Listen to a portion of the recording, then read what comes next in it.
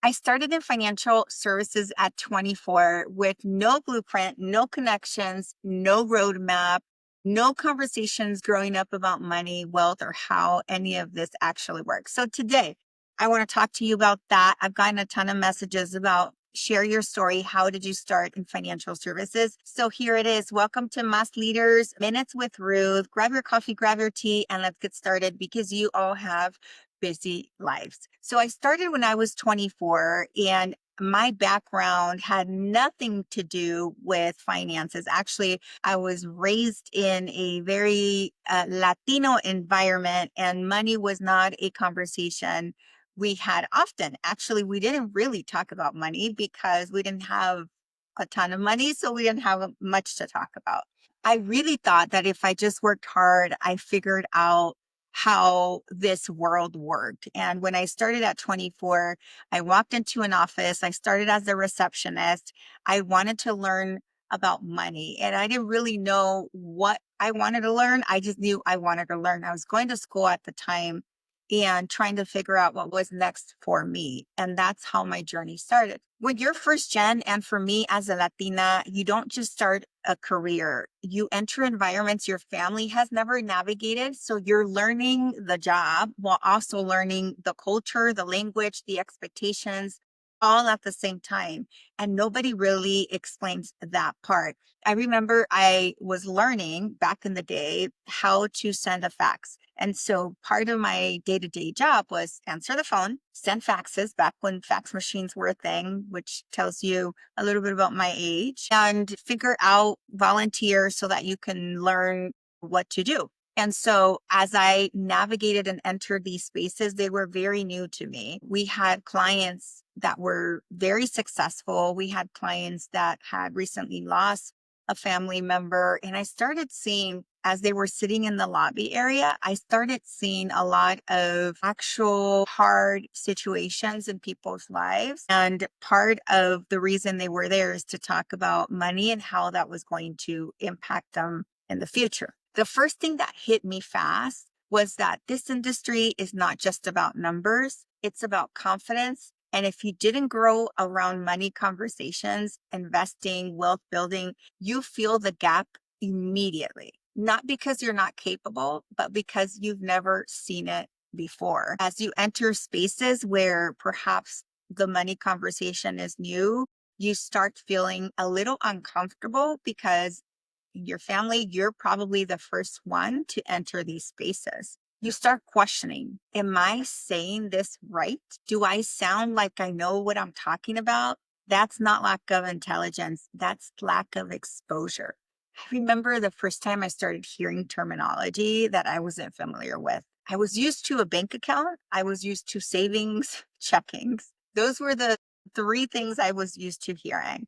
And so when I came into this world of financial services and I started hearing other terms, I started wanting to learn more about what these terms actually meant. And sometimes I kept wondering, am I even pronouncing this term correctly? Am I even saying this right? I kept reading these documents that would come through my desk of things I had to do. And I started getting really interested in this industry. Scary, but I was very interested in it. And two, this is one thing I learned, hard work is not enough. The second thing I learned is I thought working hard would be enough. And listen, hard work matters, right? We were raised to work hard and do our best and all the things, but it's not the thing that moves you forward the fastest. So, what actually matters? To me, it's how you communicate, how you position your ideas, and how you show up in rooms, because you can be the hardest worker in the room and still be overlooked if no one hears you.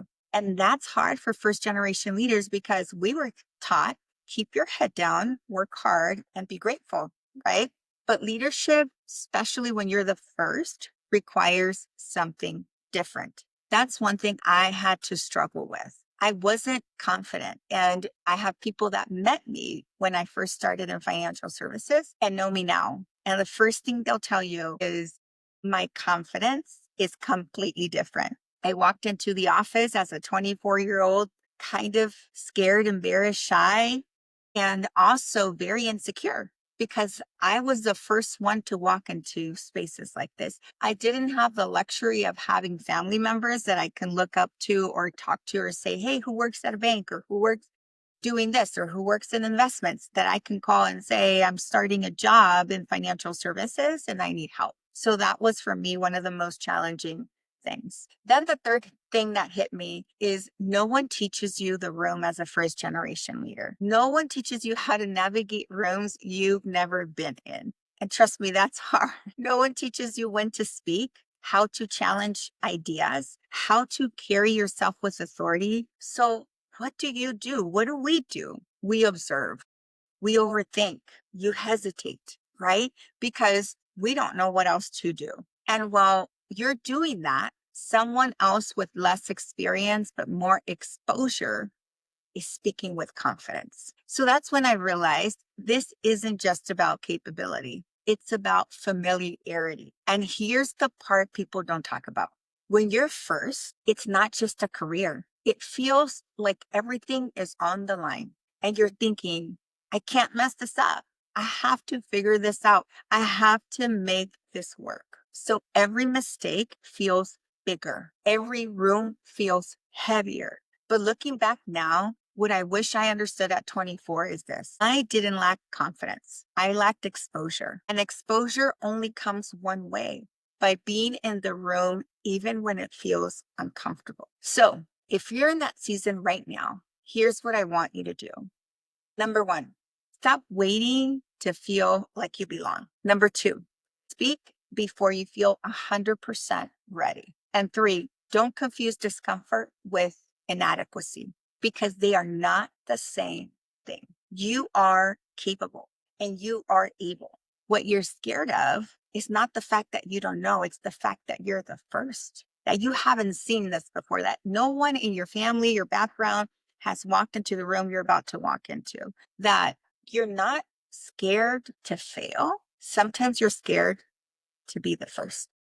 You're not behind. You're just learning things that other people were exposed to earlier. And that doesn't make you less capable. So I want to encourage you to go. I want to encourage you to keep going if you're currently in that place of uncertainty and fear. You're making it easier for the person behind you that perhaps doesn't have the family member, doesn't have the role model that they need to succeed in this space. So thank you for being with me today. If this helped you in any way, share, subscribe, comment. I want to hear from you. See you next time.